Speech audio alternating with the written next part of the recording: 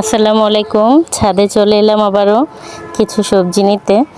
এর মধ্যে কাঁচামরিচ খুব প্রয়োজন ছিল। কাঁচামরিচের ভর্তা বানাবো আজকে। তো কাঁচামরিচ গাছ তেমন নাই, অনেকগুলা গাছই মারা গিয়েছে। তো যেই কয়েকটা আছে এর মধ্যে যা আছে তা দিয়ে আমাদের কোনো রকম চলে। আর হচ্ছে এই কাঁচামরিচগুলো ছোট, কিন্তু ঝাল অনেক বেশি হয় এই কাঁচামরিচগুলো। এগুলোকে ছোট কালো মরিচ যে বলা হয়, এই মরিচগুলো বেশি এখানে। তারপর আছে পুঁই শাক নিতে এসেছিলাম। পুঁই শাক রান্না করব আজকে, আলু দিয়ে পুঁই শাক দিয়ে মাছ দিয়ে রান্না করব। বেশিরভাগ রান্না করা হয় পুঁই শাক পাতা পেঁয়াজ দিয়ে মাছ দিয়ে রান্না করি। তা আজকে ভেবেছি পুঁই শাকের পরিমাণটা একটু বেশি দেব, ডাঁটা সহ রান্না করব। তো এর জন্য একটু পুঁই শাক বেশি নিতে হচ্ছে, ডাঁটা সহ কাটছি। মাশাআল্লাহ বৃষ্টির হওয়ার কারণে অনেক সুন্দর হয়ে আছে পুঁই শাক। আমার ছাদ বাগানে অনেক সবজি গাছে মারা গিয়েছে, কিন্তু এর মধ্যে পুঁই শাকটাই ভালো আছে। কলমি শাকও আছে, কলমি শাকও তো ইদানিং তত একটা খাওয়া হচ্ছে না। তো পুঁই শাকটা দেখতেও ভালো লাগে, খেতেও আমার কাছে ভীষণ ভালো লাগে। তো পুঁই শাক পাতা নেব আজকে, বিশেষ করে ছাদে রান্না করব। আমার কাছে মাটির চুলায় রান্না করতে ভালোই লাগে। চুলাটা ধরাইতে একটু কষ্ট হলেও তারপর ধরলে কিন্তু চুলার সহজে নিভে না, যার কারণে অনেকক্ষণ রান্না করা যায় মাটির চুলায়। মাটির চুলায় কিন্তু রান্না বসালে খুব তাড়াতাড়ি রান্না শেষ হয়ে যায়, তত একটা জাল যে দিতে হয় তেমন না।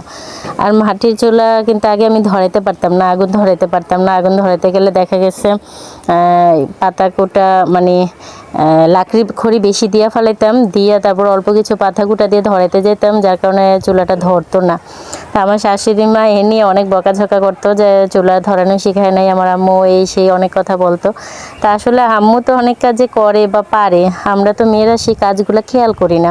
আমাদের মা কিভাবে কাজ করে সেই কাজগুলো আমরা খেয়াল করি না, কিন্তু শাশুড়ি মায়ের কাজগুলো খেয়াল করতে হয়, কারণ শাশুড়ি মা তো না পারলে অনেক বকাঝকা করবে। তা আমার শাশুড়ি মা যখন দেখতো আমি লাকড়ি চুলা ধরাতে পারতাম না, অনেক কথা শুনে, তার উনি যদি লাকড়ি চুলা ধরে দিত, যে আমি এখন যেভাবে ধরাই আমার শাশুড়ি মা সেভাবে ধরাইতো। অনেক পাতা কুটা বা কাগজপত্র একসাথে চুলার মধ্যে দিয়ে যখন লাকড়িটা মানে আগুন ধরাই দিত, এই আগুন দিয়ে কিন্তু প্রায় অর্ধেক রান্না শেষ হয়ে যেত। তো এখন আমি এভাবে ধরাই, দেখছি মাশাআল্লাহ লাকড়ি খড়ি বেশি লাগে না। এটা দেখেন ধরতে ধরতে যখন চুলাটা গরম হয়, তারপর অল্প কিছু লাকড়ি দিলে কি সুন্দর ধরা যায় আর অনেকক্ষণ জাল থাকে। তো এইভাবে এখন আমি ধরাই, বেশি কষ্ট হয় না। আগে চুলা ধরাইতে একদম চোখ সহ জ্বালা পোড়া করতো, অনেক করতে হতো, ধোঁয়া হইতো অনেক। তো শাশুড়ি মার কাছ থেকে অনেক কাজই শিখছি। আসলে আমাদের মা যে পারে না তা নয়, প্রত্যেকের মায়ে কাজ পারে, কিন্তু আমরা মেয়েরা মায়েদের কাজটা ফলো করি না। মনে করি মা তো করবেই কাজটা, আমি তো আর এটা করতে হবে না, ফলো করে কি হবে।